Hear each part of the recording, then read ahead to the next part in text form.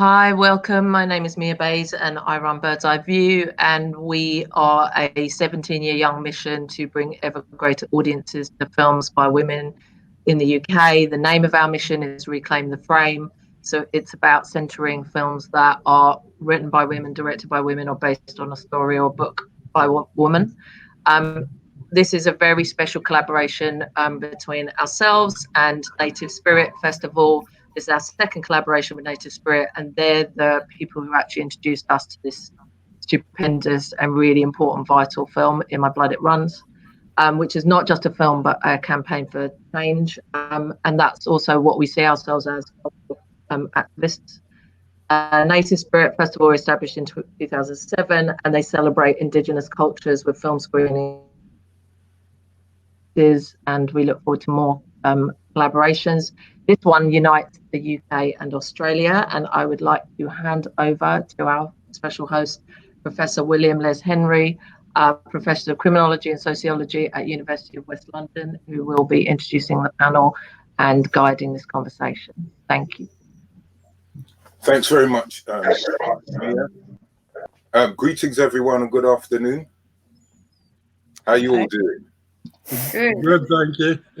Right, so first we have William, and I think I'm going to let you introduce yourselves rather than me do it. I think just take a minute or so and introduce yourselves, because as Mia just said, this is it's a crucial, powerful, and very timely intervention into the way we think about us, because I can say us quite comfortably as victims, the direct victims and chief recipients of, you know, racist, white supremacist thought and action, as in European colonialism, imperialism, and how we still are impacted by that legacy years after we supposedly have been liberated or freed. So let's go with Maya first. Maya Newell, can you please just tell us a little bit about what you do? Thanks so much, Liz. It's Maya, and I suppose I also just wanted to start by acknowledging that I'm tuning into this call from Gadigal lands, which is also known as Sydney in Australia, and also wanted to pay respects to Arrernte people and Garo people in Mbantua and Borroloola, which is the places and the lands where we had the privilege to make In My Blood It Runs over the last 3, 4, 5 years. And I suppose, you know, just acknowledge that, you know, I'm tuning in from unceded territory.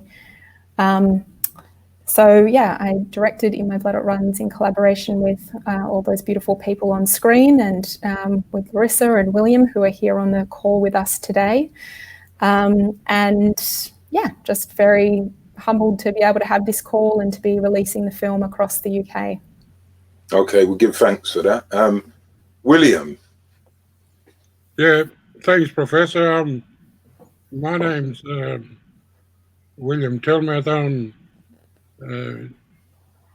a member of the Eastern Arrernte group in Central Australia. I'm actually talking to you from Central Arrernte country, Alice Springs, which is known as Mbantua. Mbantua is the traditional name for this country, and it belongs to the Central Arrernte people of this country. So yeah, I'm more than welcome, and I appreciate the request to have us on. Thank you. Absolutely. That, to be honest, is the least we can do, because oftentimes, you know, the faces behind the camera or the script writers are hidden, especially in the context of how the UK promotes other, you know, counter narratives and stories. So, Prof. Larissa, tell us a little bit about yourself, because you've got a bit of a unique bio, I understand.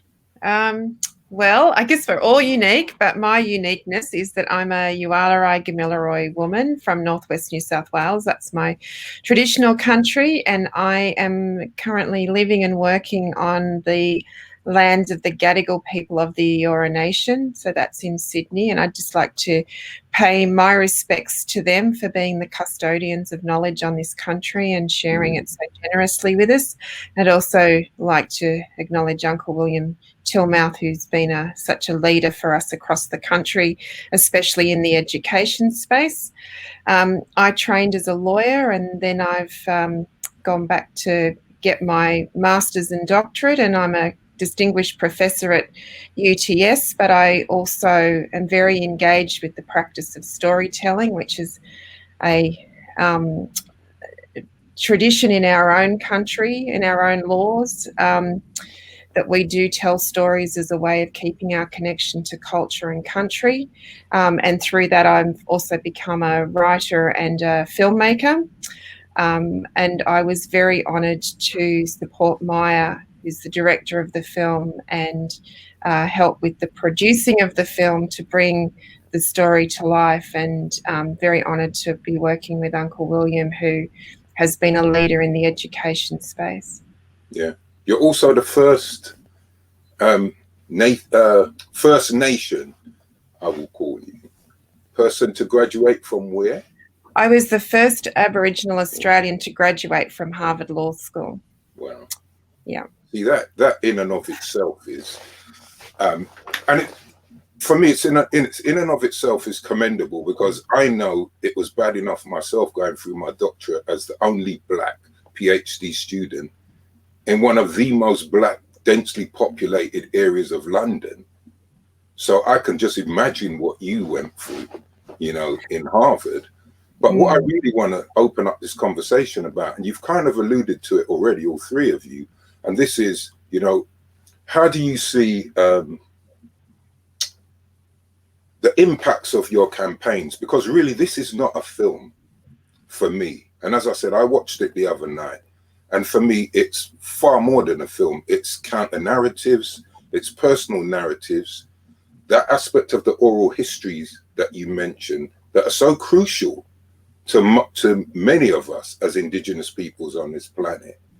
But how does that speak to your campaign? And more importantly, what I noticed about In My Blood It Runs, the central theme thread for me was the family unit, the grandmother, the mother, the father.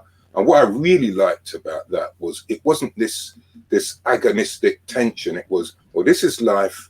We broke up, hasn't seen his father for 5 years, but it's not a big deal. He can go and live with his father. So can you just speak to how the film as a campaign actually speaks to your predicaments as family units that are still faced with all forms of destruction? Who wants to jump in there? William? Or I'll give a little bit of background and then hand over. But I think that one, really, you talk about counter narratives and, you know, watching, you know, how we kind of got to that position too. And I think something really significant about this film is that it was Dwan and his family who were invited in really early onto the project and able to be a part of that early messaging and deciding what kind of narratives that they wanted to put on the screen.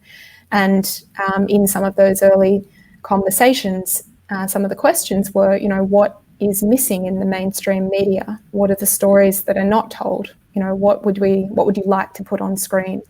And I think, you know, it was Megan, one of Dwan's mother in the film, who was really strong the whole way through, that she really wanted the film to show Australia and the world how much Aboriginal parents love and care about their children. And I think that you're right, there's lots of things that happen in this film, but at its core, it's, you know, about the love and care within families, and that is the central thread that carries you through seeing that resilience and strength of families, which is, you know, the story that's so often missing from our television screens.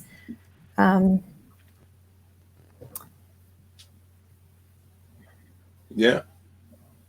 Anyone else want to just jump in on that? Well, I'll jump in then, because I feel like it's probably a thing that Uncle William should have the big and final say on.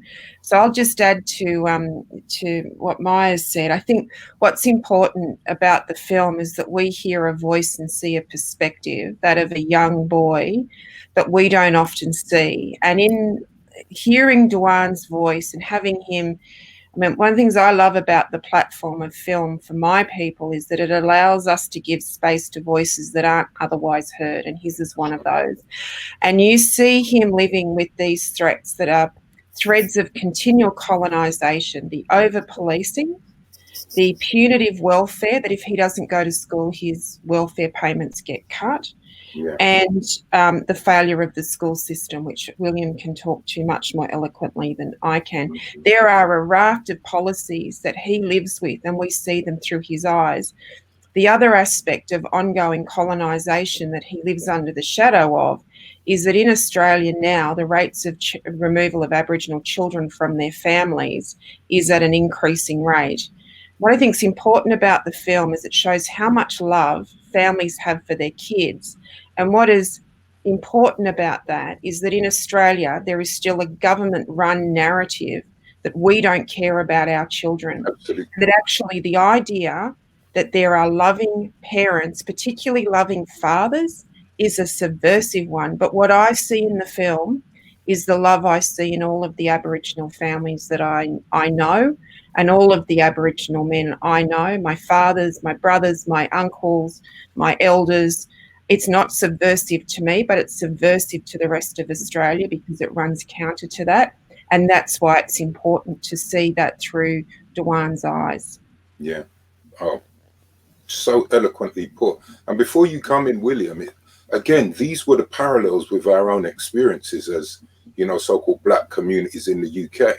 The former Prime Minister, Tony Blair, I think it was around 2007, 2008, basically blamed all so-called criminality of young black people, and they are in the minority, on black parents. He just unequivocally stated that in the mainstream media. And I think what is really important about this conversation today is that people who aren't really aware of what is going on, for us, as I said, you know, the chief recipients, because we're identifiably different from white people.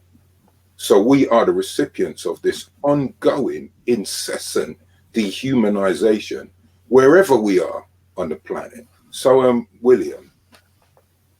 Thank you for that, Larissa and Maya as well.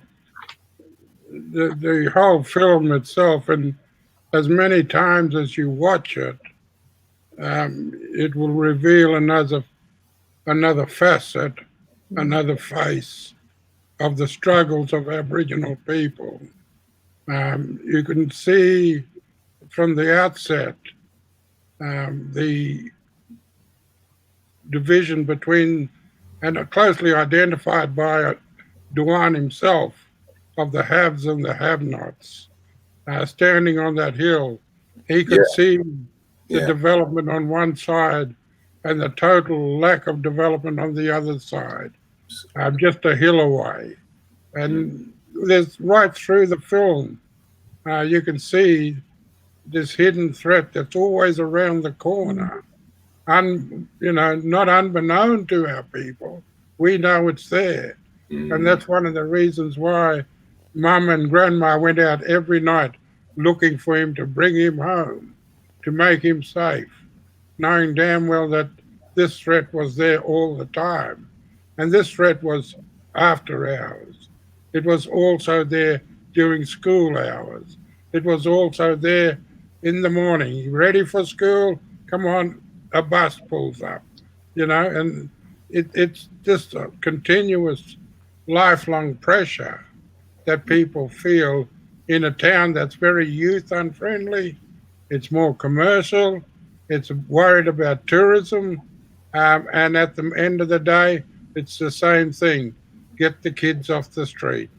Get the kids off the street. The criminal element is the kids, and the black kids at that.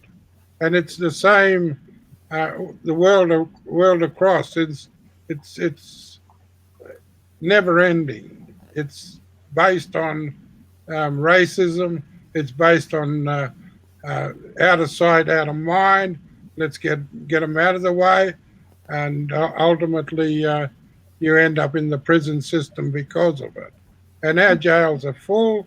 Our detention centres are full of Aboriginal people, and it's it really, it's a lived experience, and it burns you out, it tires you out, and no wonder we die at a younger age, is because the burden that we have to carry through life, the lack of opportunity. And if we do have opportunity, we've got to jump through 4 extra hoops and come out half as good. You know, we never classed as good, but we come out half as good. And that's always a setback in your life. Yeah. It's not conducive to a healthy lifestyle. But in this film, it was the parents, it was the family that took agency. And they decided that we are going to make a decision for this young fella. We are going to send him up to his father. And his father took him. It's the grandfather and grandmother who are the strictest, and they keep him in check. But at the end of the day, he has the culture of his father, he has the language and culture of his mother, and that foundation is going to really strengthen his life in years to come. Assimilation, which is what I suffered, was all about destroying that foundation. Absolutely. They took me away at the age of 5. They took away my culture, my identity, my language, my family, and they took me to a mission which was nothing but an assimilation school.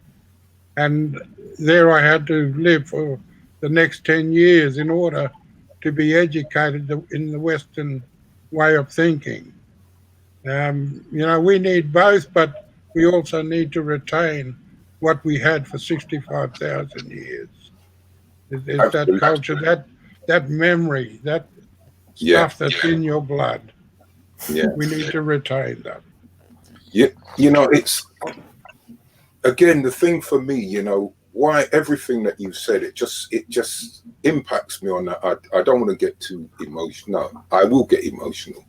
Because to be honest, if you took yourselves as Aboriginals or First Nation people out of it and you put Africans in there, that is exactly what happened to us as Africans. And it's still the same thing that we face in the UK. So, you know, one of the things that really hit me about the film, for me, you know, and I will definitely use this as a teaching tool in a class that I teach on race and ethnicity. But the thing that really got to me, that I think made me go right back to when I was at school. I got expelled at 15 at school. I got expelled at 16. My twin brother didn't. So all that blaming the parents goes out of the window. I had to own it. But I remember there was one particular scene in the film where Dwan, I hope I pronounced his name correctly, was in class and they were talking about the spirit in the sky or something. And the teacher was actually mocking them when she was reading it. But for me, the salient point here is, you know, you've been colonized for 200 years or whatever it is, 300 years, whatever. And are you telling me that in the 21st century, these people still do not have a clue about some of your indigenous and traditional beliefs? So you imagine you're a child and your teacher, remember, a teacher is the authority. They control the educational space. They make you think whether you have merit or not as someone who can be educated. And they are actually ridiculing your culture. And then when you leave that space, that is what you're living in. So I don't know if you've got some thoughts about that. Because as I said, that really impacted me. Just the treatment of the children by the teachers. That shows up quite abruptly in regard to the merit that they give to Dwan as a healer. The family holds him in high esteem. He has respect.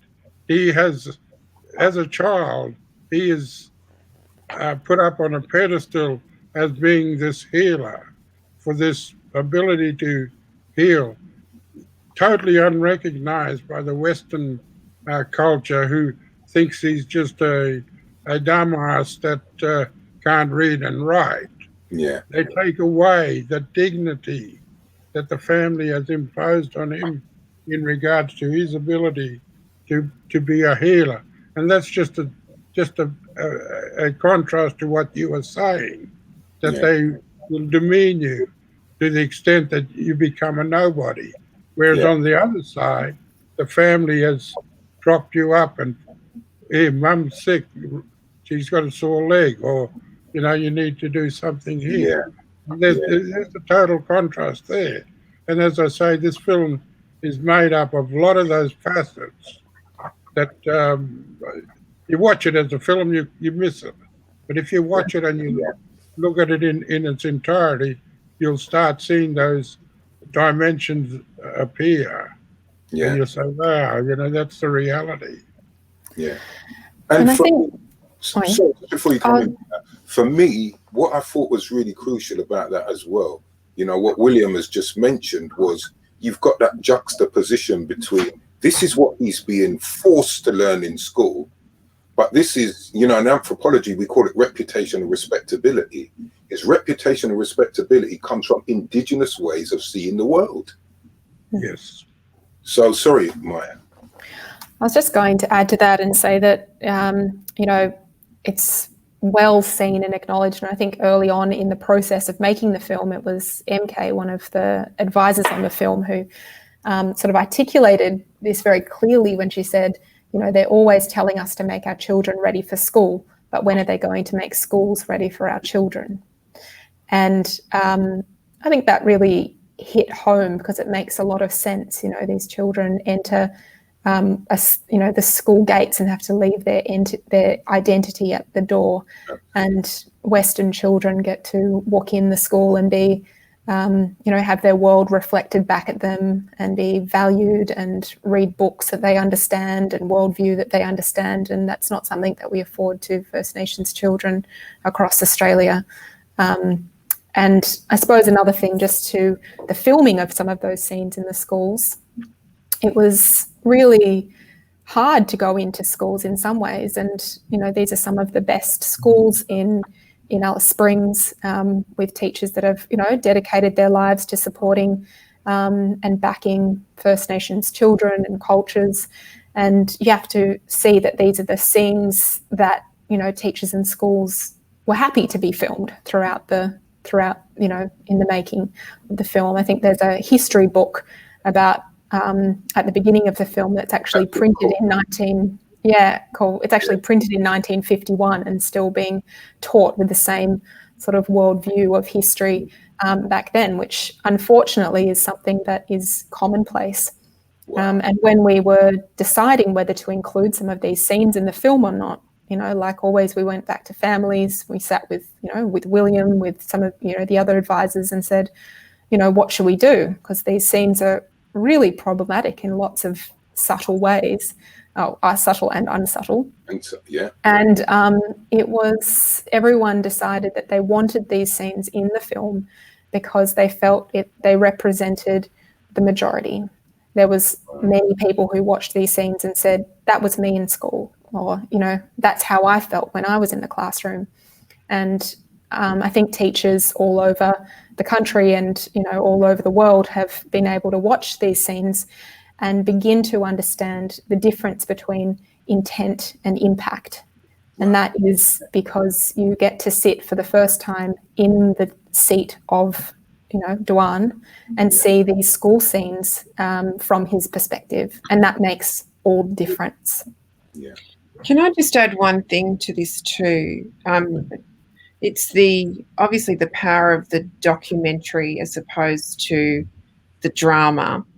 That if you had have put some of these scenes in a drama, I think it would have been criticised by people who don't know better, who would have said it's fanciful that this still happens. But the other thing to remember in the Australian context when we talk about what we see here, that both William and Maya have articulated and brought out in terms of what we're seeing on the screen, is that it is currently the case that if children don't attend school, their welfare payments get cut off. Which implies that the problem of truancy is one of parents. And I think what's really important is that what the film shows is that actually it's the schools who are most responsible for that. And the research shows that it is actually the culture of the school and the quality of the curriculum that are two of the most important things in keeping kids engaged with school. So I just think it's important to know that not only can we discuss what we see in the film as a truth, but there is punitive policy that acts counter to that, that effectively punishes Aboriginal families and parents and carers for those failures at those schools. Yeah, it's really interesting that, you know, you bring that up, Larissa, because it mirrors what happens in the UK, especially with a lot of Black children. Because I've done, we've just come out of our Black History Month, October, and I've done presentations to schools, and I did one to my University of West London, to staff. And I said to them, name one thing you've learned at school about people of African ancestry before chattel enslavement, before 1492. Nothing. And part of what you're saying about this, you know, the way how William said it, it's about assimilation. It's not integration. If it was integration, we wouldn't have these problems, because to integrate means to introduce balance. So the first thing these children would be taught at school is, before this place was called Australia, people have a 65,000 year historical presence here. But it's important for the system to remain the status quo, for that to be, well, rendered invisible, because then it counters everything that they teach you within that educational setting.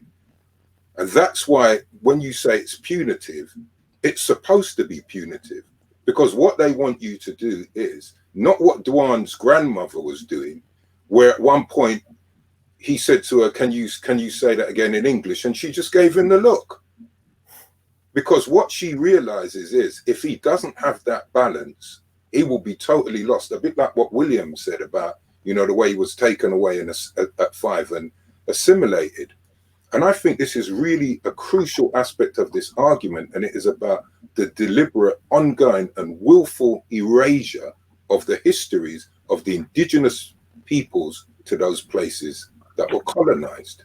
So, and again, for me, what that also leads into is the criminality, because apparently when the film was made, it was 100% Aboriginal children in detention. Can you speak to that for me? I mean, but I think, you know, when you're talking about that, it's a continuum in regards to the assimilation, and I take on what Larissa just said, is that all along the way there's triggers that will set that off. And if it's the curriculum that's wrong, if it's the school that pulls the trigger, this kid is destined for a whole heap of strife, even right through into the prison systems. Yeah. And all along the way there's booby traps that sets off the establishment in regards to how Aboriginal people are treated. I mean, today you have basic cards. You get half your pension today. In 4 days' time, you get a basic card, which is the other half of your pension. You don't get cash. You take the card to the stores and redeem your purchase, you know, your income that way. And so they control the way you spend your money now. Yeah. They control where you live, how you live. And these triggers are hidden all along the way. And as Larissa said, education's got the curriculum wrong. And so it'll trigger this kid is now not worthy of being noted by the authorities. And ultimately, the authorities will start moving in and acting against that child. And that's what happens. It's fraught with those hidden traps all along the way that you don't see. William, sorry. So what I really love about what William said was the booby traps. But I have to say, you know, what you was talking about, especially the way that the pensions and the payments, that system was first brought to my attention by a wonderful brother called Ishmael Blagrove, who runs Rice and Peace Films. And he made a film in 2008 about your people's situation in Australia called This Is Our Country Too. And, you know, give thanks to Tweed from Native Spirit for inviting me. But when you were just speaking there, it really reminded me of how you are penalized. Imagine you collect half today and then you get some 4 days later. And I remember in this is our country too, people were actually being penalized for gathering outside their houses in the evenings, or it was really petty things like that. So things that were traditional and culturally respected and appreciated, you were penalized for that, and that could actually determine whether you received your payments or not. You know, Larissa, sorry. Well, penalised and infantilised as well, treated like children, which is obviously also taking away agency. And, you know, just speaking to that, I think when the film started, we started the filming, the rate of children in the Northern Territory prison who are Indigenous was 98. And during the film, you would have seen there is what happens to Dylan Voller and Dondale, and there is a whole Royal Commission that goes through the treatment of children in detention and in out-of-home care. And at the end of that Royal Commission, the number went up to 100% of children being Indigenous, which speaks to the systemic failures of that system. And the other things that I think just you need to tie together is that over-policing, of course, is the classic surveillance of Aboriginal people for kids as young as 11. As you'd know, one of the big campaigns about the film, around the film, is to raise the age of criminal responsibility to 14. So from the age of 11. And the other thing that's a phenomenon here is when kids go into out-of-home care, so they're taken from their parents, put into the child protection system, which is a false name for it if ever I heard one. When they're in that system, they're much more likely to have their behaviour as children criminalised. So if you've got a child at home, loses his temper, hits the wall, breaks the wall, whatever, you would deal with that as you would a behavioural issue with a child. When a child is in out-of-home care, that becomes criminalised and an action that's treated as damage to property. And so the risk for children in out-of-home care, amongst the many other risks they've got, one of those key risks is that they have a much higher rate of then ending up in the criminal justice system. So it's just really important to know that correlation with the overrepresentation of our children in out-of-home care is linked to that overrepresentation in the criminal justice system. So when Uncle William talks about threats and the threats that Dewan lives under and his family live under, just need to understand how complex that web of threats is. It's like a blanket. Yeah. Well, to be honest, Larissa, you kind of put me back into criminology 101. And I would say rather than a blanket, it's a net. What it is they've casted the net and they make the meshing smaller. So, for instance, one of the things that the same aforementioned Tony Blair and New Labour did in England in 1998, they created a new criminal crime and disorder, whatever it was, but they criminalised nuisance behaviour. And this is what you're speaking to for me. So it's behaviour that would be nuisance behaviour becomes criminalised. So instead of getting reprimanded, now you get penalised and punished. And that is exactly what happened in England. If you look at ASBO's antisocial behaviour orders, they were the criminalisation of nuisance. So if you were kicking a tin can against the wall today and someone went, oh, clear off, behave yourself, tomorrow that becomes a criminal offence. And to me, and what is really interesting for me about this conversation is everything you say comfortably fits into the framework over here. So you can really see how you are still subject to this colonial, whatever it is we want to call it, historical system that actually places you as the voiceless. You're placed, as you know, William keeps saying about, with no agency. You don't have agency because you are regarded as infants. I remember in its rudimentary sense, infant is no voice. And that is why your behaviors are seen as infantile, because if they cannot be read culturally, you know, within the framework of the white dominant culture, then, oh, that's the things what kids do or children do. So but it's also based on the false premise that we are not capable of independent thought. Absolutely, yeah. They will think for us. They Yeah. will set the pattern for us, and that's exactly what it's based on, that we're not capable of making independent, critical, intelligent thoughts. Yeah. You know, and it goes back to the ridiculing of the traditional way of living. Oh, that's dream time, as if you went to sleep and you dreamt it. Yeah, You know? yeah, yeah. I mean, what will bring that to the fore now is the crisis of global warming. Absolutely, absolutely. Western society has got to put the brakes on what they call progress, because it's just driving them further and further into destruction.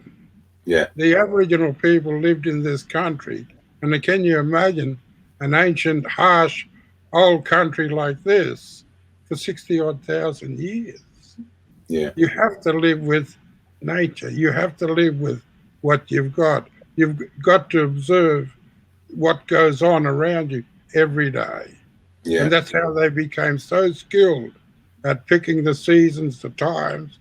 A flower would blossom, you knew the turtles were laying eggs along the beaches. Yeah. You know, there's a whole heap of synergies there that married up with each other just by observing them. Yeah. You know, and this is something that they never learned. That was actually represented in the film when Dwan was talking about the different leaves and plants, and he was gathering stuff. Yeah. You know, we were saying, like, if you go to Jamaica, you go to country like where my people come from, in a place called Clarendon, that's what they'll do. You get ill, they go and get this, or they'll get that. You cut yourself, they'll rub it with this, they'll rub it with that. But we know in the West, they'll ridicule that. And they knew what season those things were Absolutely. in. Absolutely.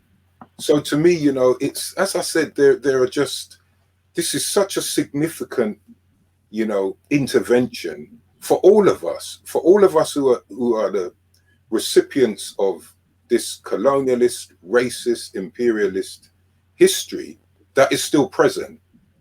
Yes. And this is what I think, you know, the film puts over more than anything else. Strip away all the Western stuff, like when you had Dwan looking at, you know, he was with his friend and they were looking at the wonderful buildings, but they realized that belongs to that world. This is our world. And if you even think about his educational experiences, as soon as he went from, you know, the white dominated school to the more indigenous school with the indigenous teacher playing, because the best way to learn is through play, to be involved in it. And you could actually see the way he responded to that. And I believe, if I remember correctly, he wasn't absent one day from school. Once he was around his own people and he could understand culturally, this is the framework, this makes sense, because, you know, there's a very famous author, Chinua Achebe, Nigerian, Igbo, and he said, you know, if as African people we don't tell our own stories, we will disappear. But we can broaden that. And I think if as indigenous peoples we don't tell our own stories, we will disappear. And for me, one of the beautiful things about, you know, Maya, I just give thanks to you for producing the film, is it's going to make people in the West, especially people in the UK with its release today, it's going to make them take a step back, because all what's happening now around the Black Lives Matters, and people are actually opening up to see that, hold on a second, this is real. This is the real lives of these people we're discussing. It's not some abstract, as Larissa said, put it in a drama, no one's going to take it seriously. This is an ongoing lived reality. And it was summed up in the film when you featured the Black Lives Matters thing, because that reminded me of, in, you know, as I said, This Is Our Country too, when Ishmael filmed those pro-Black marches for Indigenous rights. So I think as well, just to jump in there, to take a moment just to acknowledge just how remarkable and intelligent and incredible Dwan is as the leader of this story.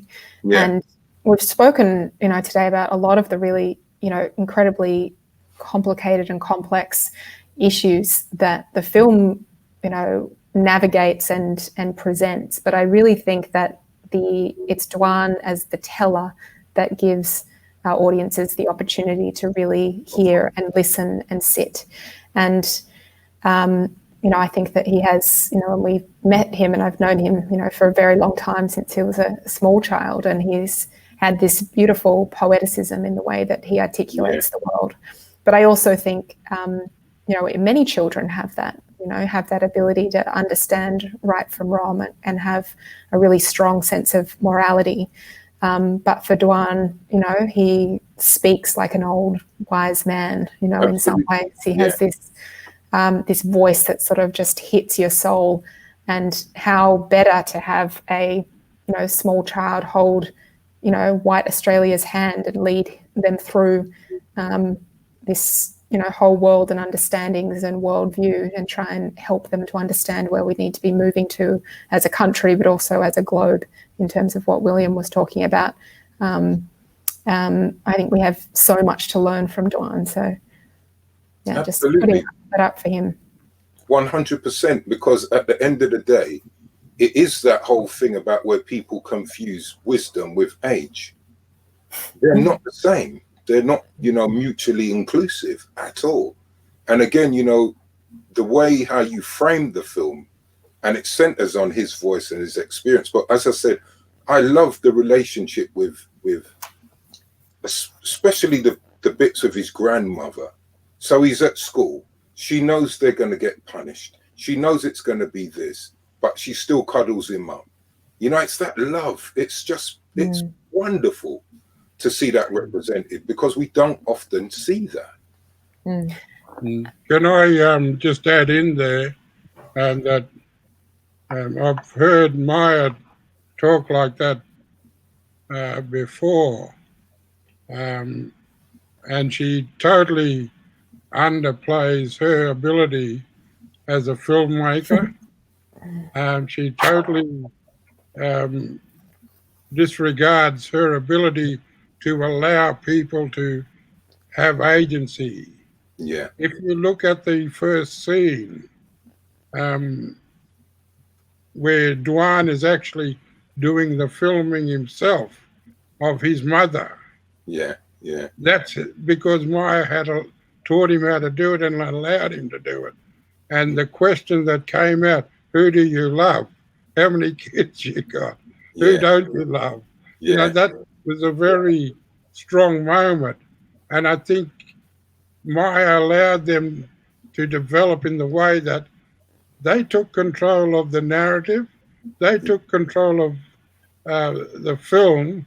It's the most unconventional way of making a film, a documentary, but it worked. And Maya, Larissa and the team sat down, did the editing, went through, we'll put this in, take this out, we'll consult with the family. All along the way, the family, the participants, all had agency in this. Yeah. There was not, okay, I've taken those shots, now I'm going to put it together secretly, and this is the end product. That didn't happen. Here, what do you think? No, we'll take that out. Okay, we'll take it out. What do you think we should put in there? Put this scene in. And so they had a complete agency in that. And it's a filmmaker who allowed that to happen. Yeah. And I take credit in regards to the team with Maya and Larissa and Rachel and others, that this was done in such a professional way. It was unprofessional, but it's very professional. Yeah. It turned out to be a gem. Absolutely. So, that's the thing that I'd like to say there. Yeah. Well, what the film does is it's given a voice to the voiceless. That's what the film has done. Par excellence. It's given a voice to the voiceless. And that piece you said at the beginning, we were kind of cracking up because we didn't know what to expect.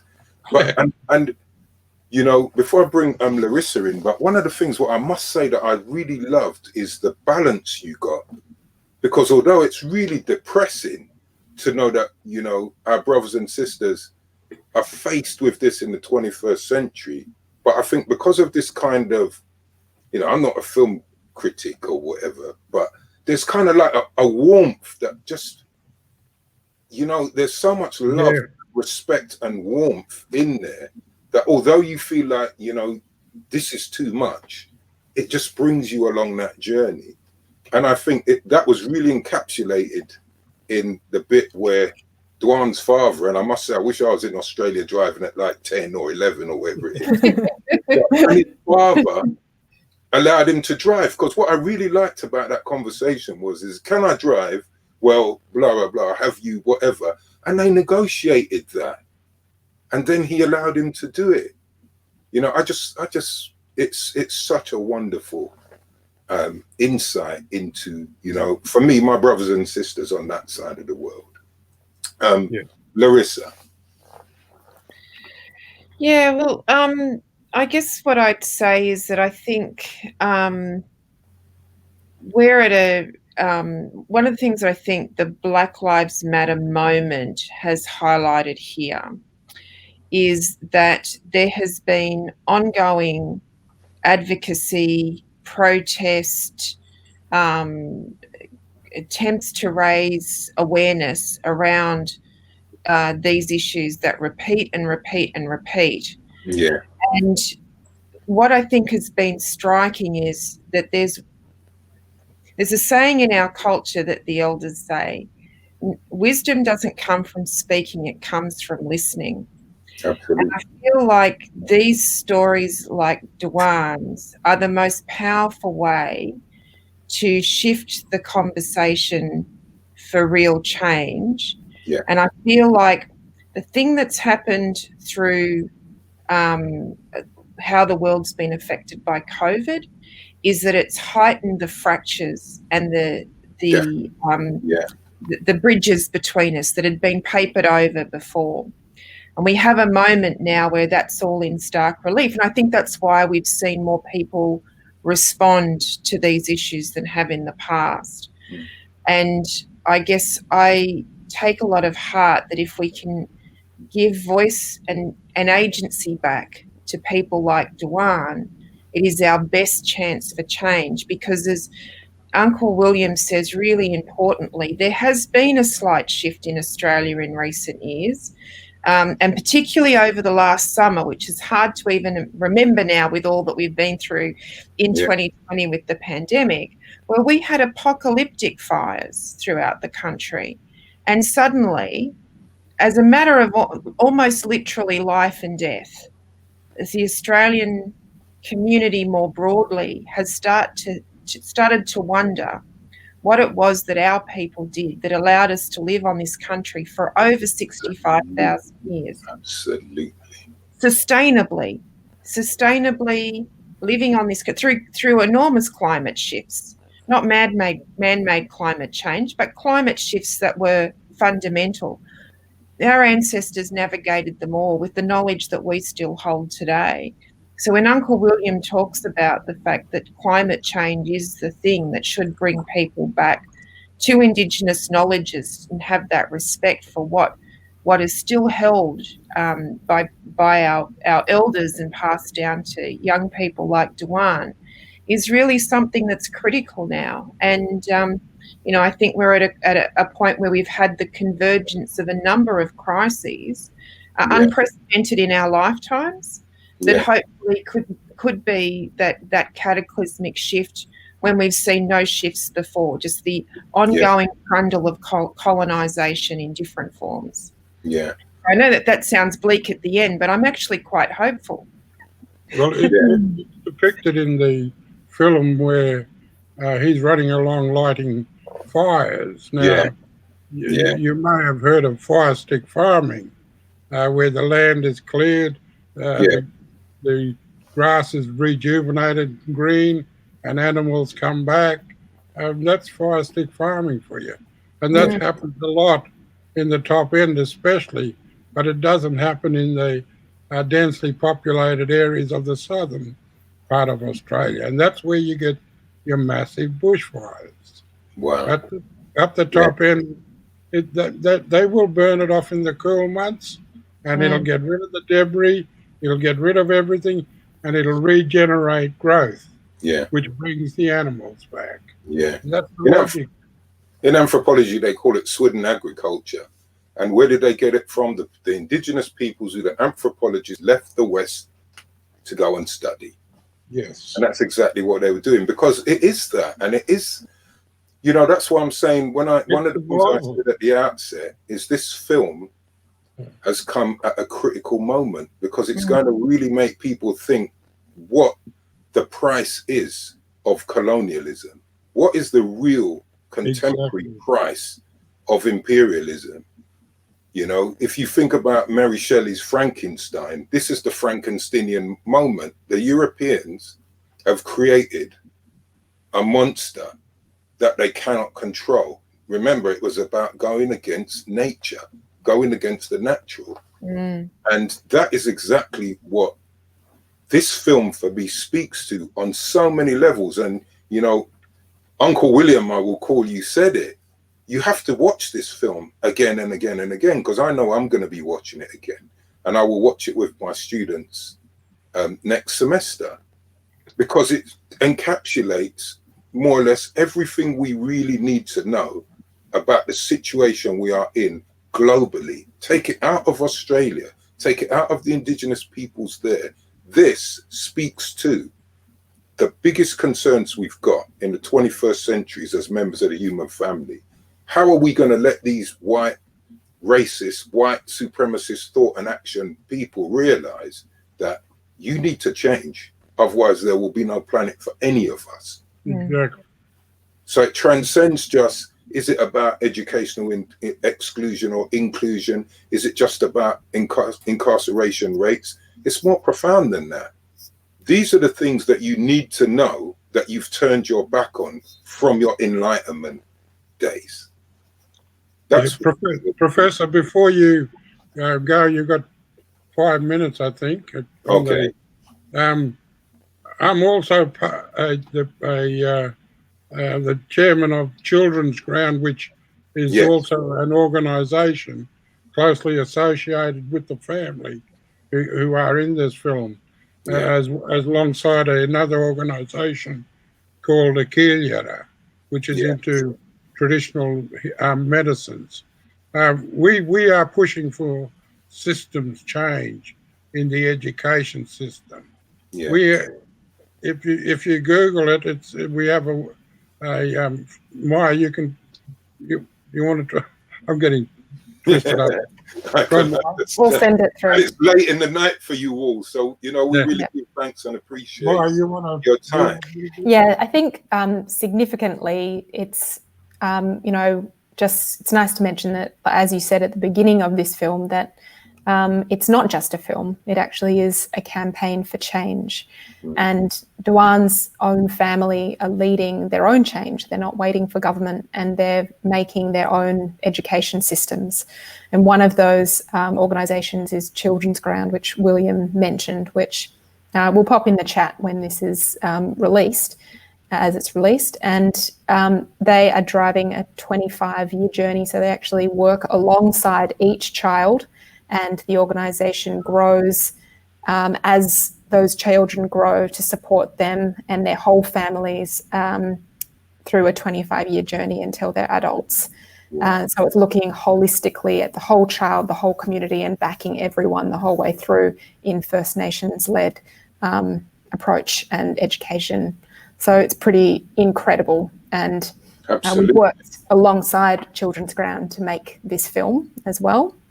And I think maybe just more broadly, what's really lovely is we were backed by another organisation called Good Pitch Australia, which is actually a UK organisation, Doc Society. And that means that from the get-go, we were able to sit down with Duan and his family and say, yes, we're making a film, but, you know, when we finish making that film, we're going to walk alongside you for a multi-year campaign to try and tackle the issues that are faced by Duan and, you know, all of the families. And so as we were ending those workshops, which were based on story and how we would mold and create the film, we started having workshops about the messages and the change that people wanted to see. And so now we're in the midst of working through that campaign, which is tackling things like how to build restorative approaches to juvenile justice instead of the punitive systems that we see now, in particular around what Larissa spoke about earlier, raising the age of criminal responsibility, which is just 10 years old in Australia, as it is in the UK, I believe. That's right, absolutely, yeah. Which is just criminal. It's a very young age, and it's the age of Dwan in this film. So you can watch the film and think whether putting a kid like him in jail would be the right way to deal with, behavioural and systemic intergenerational, trauma and colonization that he faces. Also, the other big issue on the film is how do we build a First Nations-led education systems and formalise them in Australia? And obviously they exist and have existed for a very long time, but how do we allow those schools to be formalised and have, first cultural teachers and languages in line with the United Nations Declaration of Indigenous Peoples, which says that they should have education in their own culture and through their own language, which is something that we do not do. So, there's some big issues, and you can learn about the campaign for the film after you watch it at our website. Yeah, thank you, Maya. Larissa? I just think that it's as you said at the beginning, it's hard to watch the film and not feel emotion.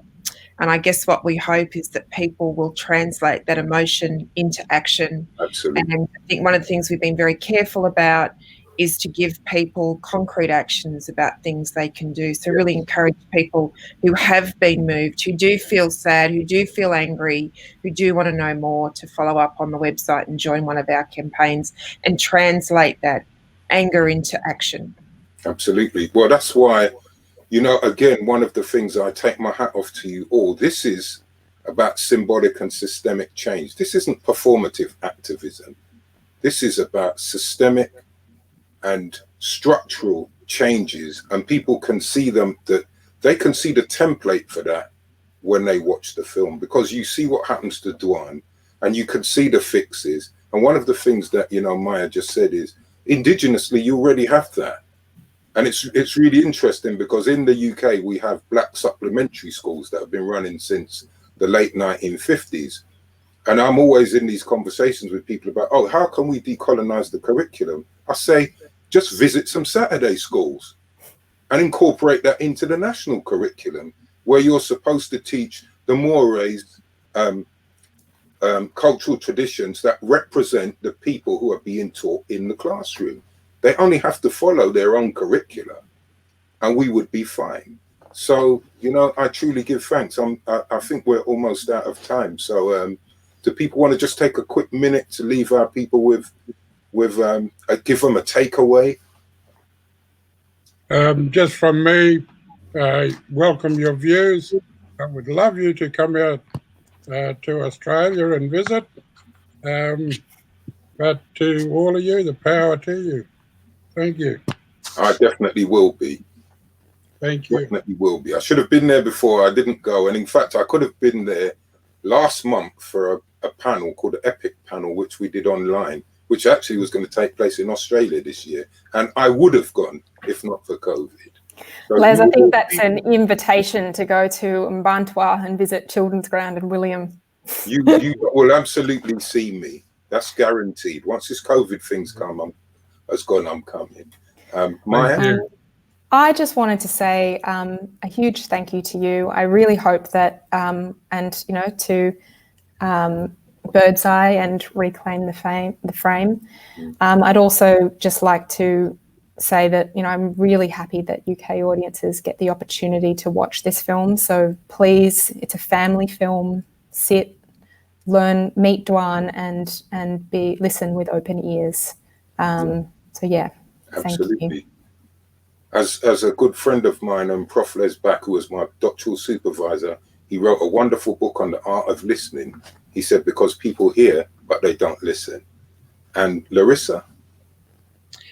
Well, I guess I'd say this. I think we should, I hope people look at it and feel some concern and anger about the continual colonisation in Australia, but really understand its impact on the most vulnerable, and that is the child like Duan. But also celebrate how resilient our culture and our families are. Like I watched this film, and as much heartbreak is in there, there's also things that make me extremely proud and I'm moved by. So also celebrate the resilience of the world's oldest living culture.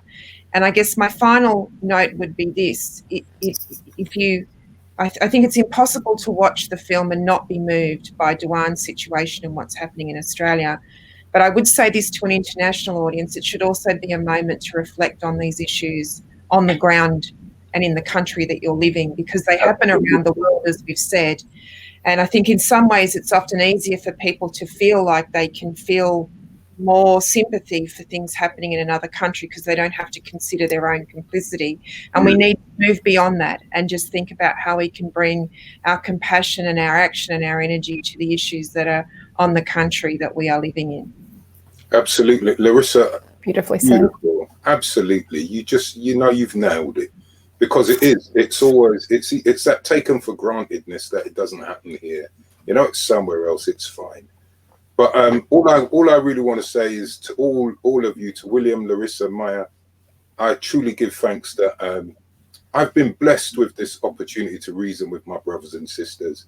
I give thanks to Tweeder, Native Spirit, Reframe the Frame, everybody. And I just hope that audiences in the UK get a chance to take in this wonderful insight into what it's like for Indigenous peoples, who are the ongoing recipients of that old colonial mentality. And what I do want to say is, I greet you with love and peace and respect. Stay blessed, stay focused. And as we say in Jamaica, walk good. Because if you walk good, you're walking with your ancestors, and it's the best you can be. I give thanks. Thank you. Thank you. Thank you.